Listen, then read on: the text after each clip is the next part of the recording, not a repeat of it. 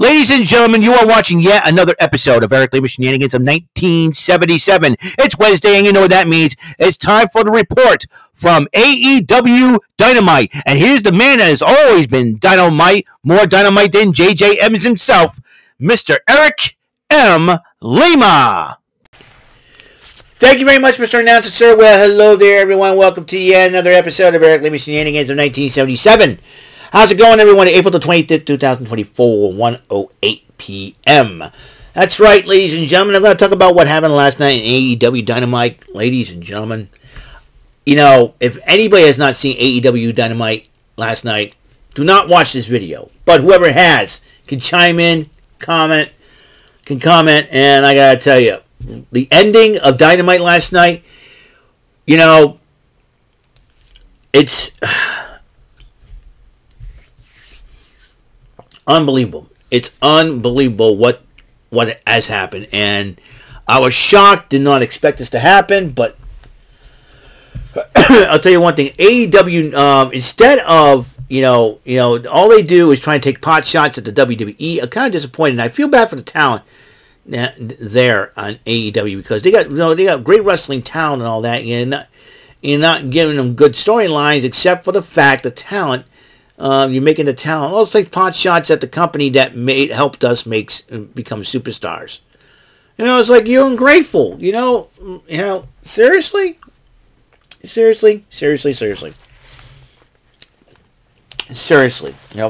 And speaking of which, the Elite has arrived, but then Jack Perry came along with them.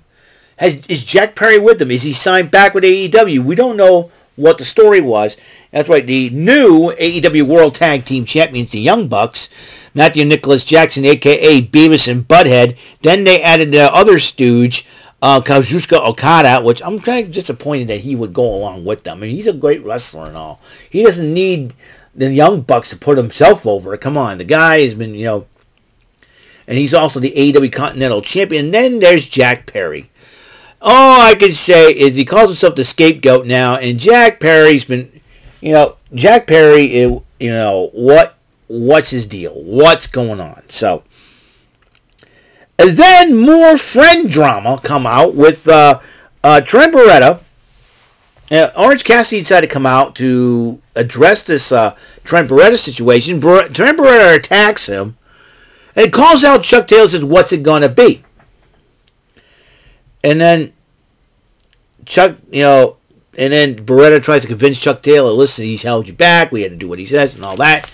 I haven't heard anything from Orange Cassidy making demands of the Best Friends. He just does this thing and it's like whatever, and does this thing. It was quiet. He isn't bothered by anything. He doesn't, and Trent Beretta, I don't know where he gets this from. So then all of a sudden, right, Chuck Taylor's like, you know something, Trent? I always knew you were a piece of bleep, and he starts punching. He starts attacking Trent Beretta. He said, "You know what? I'm not medically clear to fight in the ring, but I want your butt in the parking lot." He wants to fight. He wants to fight Trent Beretta in the parking lot. Chuck Taylor finally standing up for himself. I have a lot of respect for Chuck Taylor, man. He's one of the funniest wrestlers you know.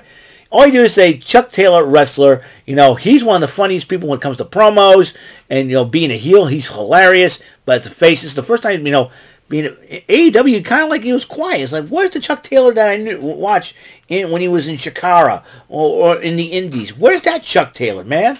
Because he was a funny, entertaining dude, and I get concerned about him, but at least he's standing up for himself. And he's standing by the side of Orange Cassidy. Much respect to Chuck Taylor. Even though he's a 76ers fan, I don't like the 76ers, I like the Celtics. But whatever. But whatever. Chuck Taylor, well, he made his decision. And decided to side with Cassidy, wants to fight in the parking lot. Now, Jon Moxley addresses Powerhouse Hobbs. He's defending the IWGP World Heavyweight title against Powerhouse Hobbs. Remember, and then it seems like the Don Callis family is trying to put their fingerprints on a world title situation. Because in the world title eliminator match, the new AEW World Champion, Swerve Strickland, went one-on-one with the Ring of Honor television champion, Kyle Fletcher. And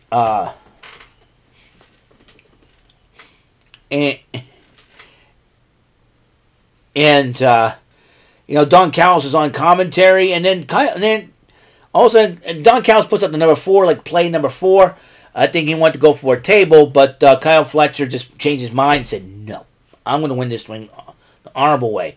Yeah, Ring of Honor, Callis, you don't got a... Old hot dog head don't have a brain in the world. He doesn't even have a heart either.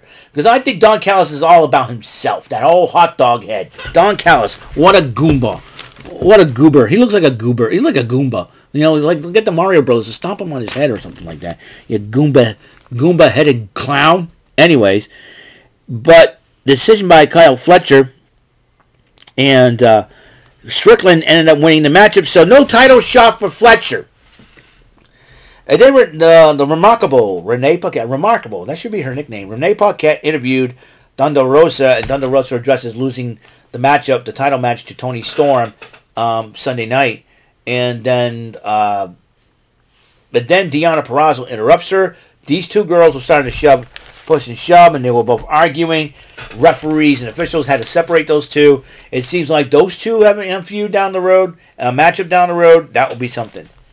Well, we have a debut, ladies and gentlemen, in the States. And when I first saw her in Stardom, I thought she was the most gorgeous woman ever. I mean, she would outdo Asuka in beauty, Kairi Sane, Io Sky, but I saw her in Stardom, I fell in love. Her name is Mina Shirakawa. That's right, she made her AEW Dynamite debut. She's so beautiful, makes me tongue-tied, And she went up against Anna Jay. Now, these two ladies have fought before on Ring of Honor in the Honor Club. And Mina Shirakawa, the lovely Venus from Japan, picked up the victory there. And as you know, Mina Shirakawa had Mariah May in her corner. Remember, they were known as Club Venus along with Xia Brookside. And this was a heck of a matchup between these two ladies. And Mina Shirakawa, Tony Schiavone said it best that in her, she was really impressed with Mina Shirakawa with only 5 years of wrestling. And just amazes what this young lady can do. I love Mina. She's beautiful. She can wrestle. And Anna Jay had her in the Queen Slayer. Anna Jay had her in the Queen Slayer. But she was busy talking smack to Mariah May. That gave Mina Shirakawa the opportunity to capitalize on the distraction, and then ended up using a unique pin where her legs hook Anna Jay's legs to win the matchup, and she calls that the Glamorous Collection. So Mina Shirakawa won her AEW debut. In fact, I think she should be a member of the AEW women's roster, in my personal opinion. But I can see more of Mina Shirakawa. I love her. Gorgeous young lady. Love Mina Shirakawa. And as her and Mariah May were about to celebrate after the matchup, Anna Jay did attack Mariah May and Shirakawa. And then as Anna Jay was working over Mariah May, the AEW Women's World Champ, Timeless Toni Storm, came out to come to her aid. And and then Serena Deeb comes out, looks at Toni Storm's shoes, tosses them to the side, and looks at the title, and she basically says, "I'm going to be the next AEW Women's Champion." And so Toni Storm was not too happy that someone was messing with her title. Looks like Toni Storm's going to have her work cut out for her. But then you got the Forbidden Door. Will Mina Shirakawa challenge Toni Storm for that title? Interesting situations happening. Remember the Forbidden Door. But there is more women's action and drama. Stokely Hathaway and Chris Statlander introduces the new AEW TBS champion Willow Nightingale. Willow Nightingale came out, addressed the Jacksonville crowd, but then Mercedes Moné came out and basically says, enjoy it while you can, because at Double or Nothing, I'm taking that title. This is what she says. And as, and then Statlander grabs Moné, and then Moné slaps Nightingale, thinking that Nightingale was the one that grabbed Moné. It was Chris Statlander. But then you got Stokely Hathaway in the middle. Stokely Hathaway, man, the guy is so freaking entertaining. That guy is so freaking entertaining. Stokely Hathaway, you go. Between him and Prince Nana, two guys that can manage and entertain. They're the most entertaining managers ever. And I hate to say they can now do Reverend Slick on that department. You know what I'm saying? You know. But, yeah, Stokely Hathaway, funny as heck. Social media's all funny. He always refers to the 90s R&B days. He probably had a crush on Kim Fields during her living single days. You know what I'm saying? And she was hot back then. Kim Fields, in her living single days. Holla. That's what I mean. Yep, I do have a bit of a crush on Kim Fields back in the day. Anyways, moving on. Alex Marvez wants to get scoop as Jack Perry back with the in the lead, and they said, well, we're going to address it out there because they're going to have a Tony Khan and Jack Perry will have a face-to-face meeting inside the ring. All right, Casino Gauntlet match. It started off Jay White versus Dante Martin. I thought that was a one-on-one matchup, but it's a Casino Gauntlet match. Penta El Zero Miedo, Kyle O'Reilly, Will Ospreay, Lance Archer, Commander, and Jay Lethal. That is 1, 2, 3, 4, 5, 6, 7, 8. An 8-man Casino Gauntlet match with Will Ospreay. Now the winner of this matchup will face Roderick Strong for the International Championship, and Will Ospreay won the matchup, and Roderick Strong, along with Matt Taven and Mike Bennett, confronted Ospreay after the matchup. Chris Jericho now calls himself the Learning Tree and addresses the Jacksonville crowd at Daly's Place, and Big Bill interrupts Chris Jericho. Looks like Big Bill says he wants to learn under the Learning Tree of Chris Jericho. Is this the new lines being full? What happened to Ricky Starks? Is Ricky Starks going to the WWE? What is happening here? Things get even weirder. Trust me on this one. Renee Paquette interviewed Don Callis and Ospreay and Fletcher. And Don Callis is, was a little upset with Fletcher for not getting the job done. But, he was very happy about Ospreay. He calls Ospreay the Golden Goose. But he said, listen, I got another matchup.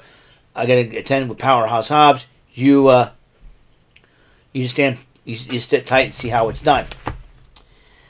And the IWGP World Title on the line. Jon Moxley, Powerhouse Hobbs. This match could have gone either way.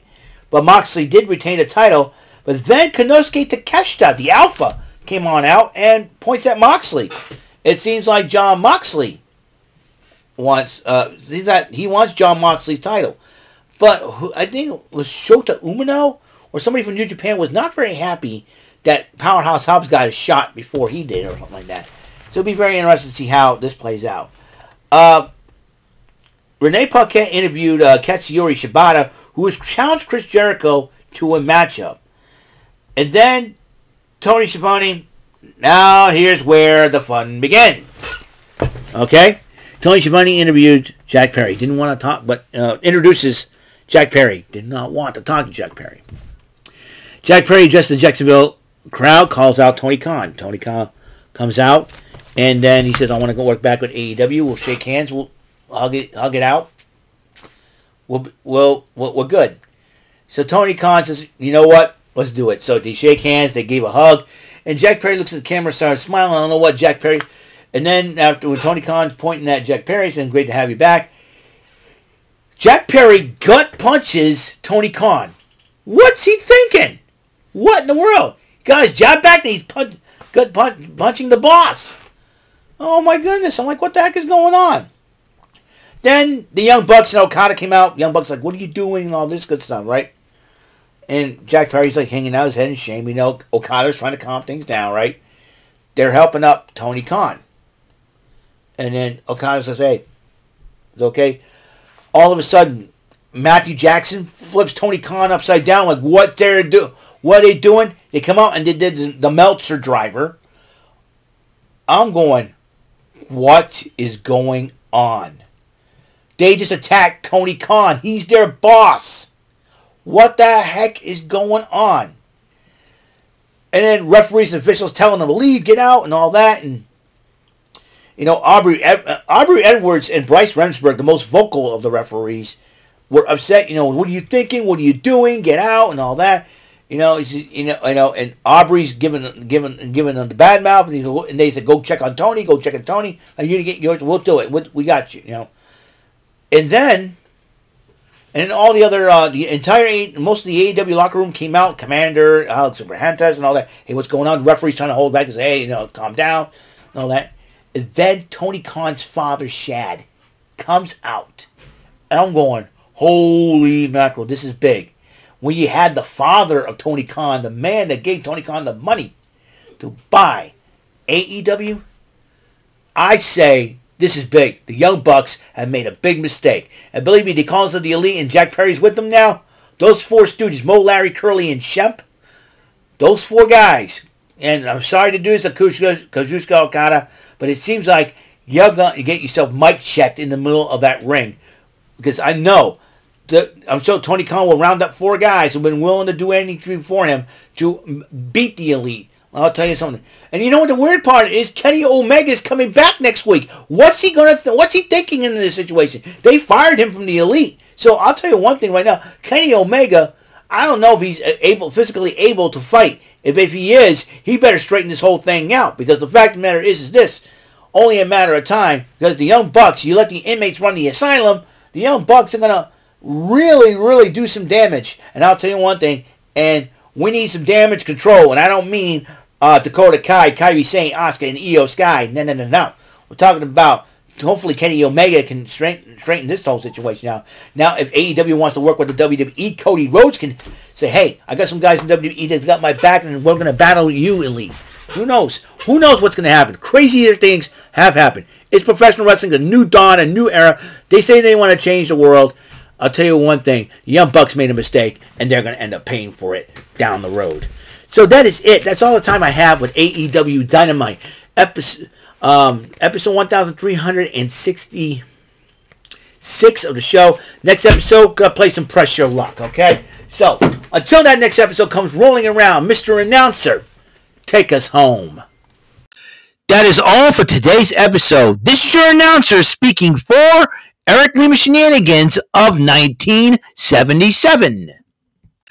A Big Beefy E, doing for Bob Saget Productions, and in association with Raven Bofa Telepictures and Distribution. Thank you for watching today's episode.